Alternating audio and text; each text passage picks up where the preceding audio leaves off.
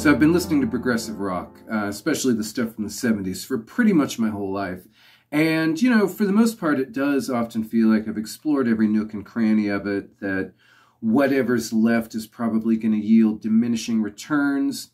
But every now and again, I find something from that era that I just adore, but which has somehow gone under my radar until now. Now, everybody knows the Arthur Brown song Fire, even people who are fairly casual music fans, but it wasn't until recently that I checked out any of his other work. And what really struck me the most going through his catalog was the 1972 self-titled album from his project Kingdom Come. As always, I'm Hans from Electric Brain, Electric Shadow. We're a contemporary art rock project influenced by progressive rock, post-rock, post-punk, other such things to begin with a P. Check us out on Bandcamp or your favorite streaming service. The self-titled Kingdom Come album is the middle of 3 albums that Brown did with Kingdom Come. Now, the third one, Journey, seems to kind of be the best regarded because it was one of the first albums to be completely made with a drum machine, and it's gotten some historical notoriety for that reason. The first one's also gotten some attention, probably just because it was the first thing that he did with that project, but it's that second album, that middle one, that I've really come back to the most, that stuck the most with me, that really seems like the most unique and special, and it's the one I wanted to talk about today. So what distinguishes this from other work by Brown, or other albums from the period?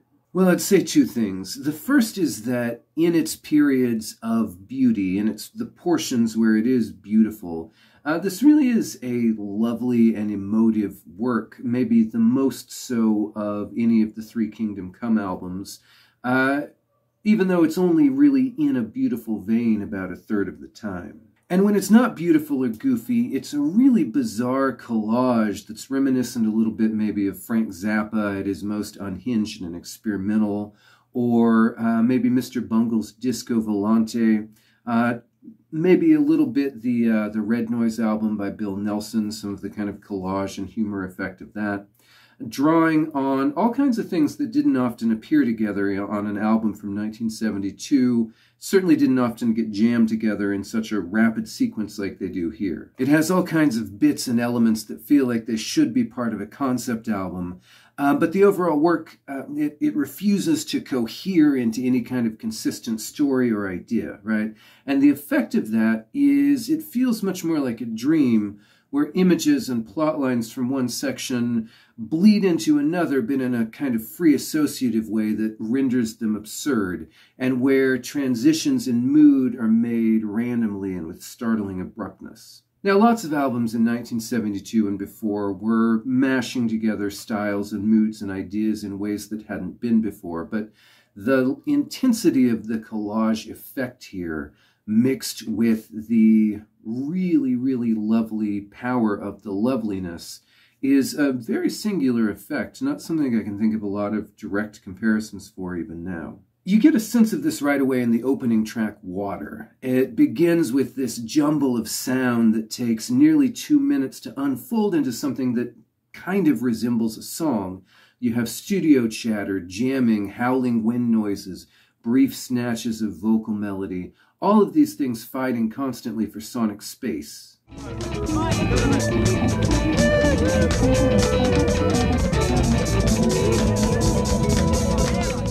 But when the song does arrive, it does so with unexpected focus and patience, and it unfolds very slowly in this leisurely manner, which does actually suggest rolling water. And it has a vocal and instrumental hook that's so beautiful that you can't wait to get to it again, but the song's unhurried nature makes it even more rewarding when that hook does come. Let the water roll, let the water roll.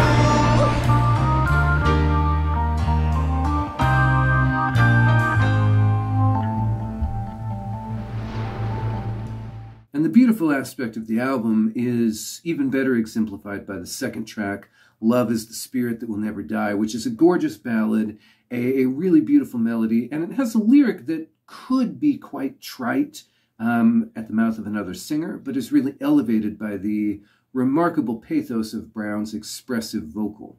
I've nothing else to lose, but there's still enough for you. Love is a spirit that will never die. Love is a spirit that will never die. This song is the only one on the album that pretty much plays it straight the whole way through. And, you know, this album can be a frustrating listen sometimes because when it's beautiful, it's so beautiful that it's frustrating that it's not beautiful all the time. And the majesty of this track, its immediate catchiness, those things help pull the listener in. They make a promise that, yes, you're in capable hands. But then on the other hand, they can make it somewhat alienating if you don't really understand the full scope of what's going on here. Around this time, we also hear a couple of post-song interludes that start to give you a sense of what makes this album so dazzling and frustrating. The first two tracks each end with this short conversation where Brown sounds like a madman who believes he's a sea captain. Someone's trying to convince him he's not. But that recurring motif gets completely abandoned by the third track, City Melody. Now, the next track, City Melody, gives us a sense of another thing that's easy to forget about this band, which is that they were really excellent players.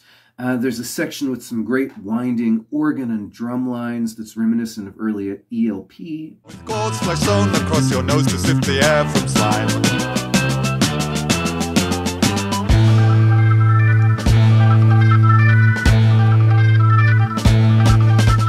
But then that's followed by such a profusion of voices and sounds and sonic bits that I couldn't begin to even type them all down while they were playing. Most notably a bizarre monologue about selling body parts. How much is life worth at the junkyard? 6pence a pound, a shilling a hairy armpit. Choice cut of breast is sold at the mortuary, and the queue grows for my brain. Now, the next couple of pieces are a bit more self-contained. There's a song about a traffic light that couldn't go green, which I think is maybe a joke about erectile dysfunction, but who knows, really. Followed by sort of a kinksy music hall number about education that hasn't, I don't know, perhaps not aged as well as some of the other material on the album. But then the two songs, again, you know, they run together in that kind of dreamlike manner that I mentioned earlier, where the teacher figure all of a sudden is doing experiments on the traffic light from the previous song, which now seems to be a man having a delusion that he's a traffic light. I'm going to stimulate the brain of this traffic light. And if he thinks nice things, it will go boom! The next song is aptly titled The Experiment. This is where things really get weird. A 7-minute string of sexual, scatological humor, intricate ELP-ish keyboard lines, satires of church music and pop, all of it in a state of constant restless churn. My waste products evaporate. I don't need shit or piss.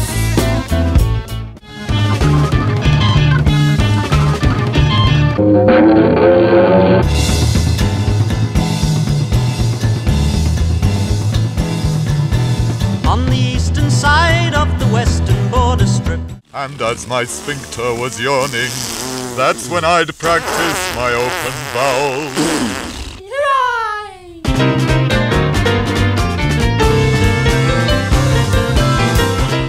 In light of that section, it's interesting to then see a return back to a coherent framework with the song Whirlpool, which is a surprisingly moving and effective series of reminiscences of what appear to be Brown's adolescence, with very powerful recurring guitar motif.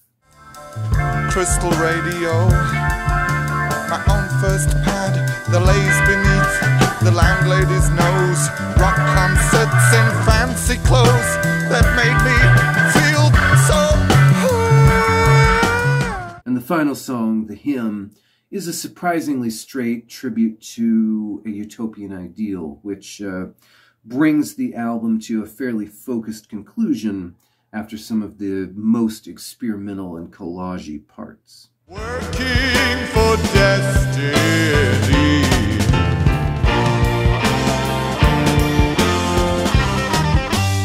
So based on the clips that I've been playing and the descriptions I've been giving, You know, I don't know if this album sounds fantastic or awful, and I can't totally say for sure myself, even though I do frankly love it and I find it endlessly enjoyable. What I can say is that the experimentation here with sound collage, with these kinds of frantic editing techniques, with humor, parody, satire, mixed with the obvious talent for this incredibly effective, emotive, lovely music when they choose to exercise those muscles, really makes this album, I think, a both musically moving and intellectually intriguing exercise. One of the most fascinating and unusual things that I've found in the last few months. Thanks very much for your time. I hope everybody has a good day. I'm hoping to talk about the upcoming Yes release next video, so we'll see if I'm able to get it digested well enough to do so, and if the timing shakes out on that. Be sure to check out Electric Brain, Electric Shadow on Bandcamp or your favorite streaming service, and I'll see everybody soon.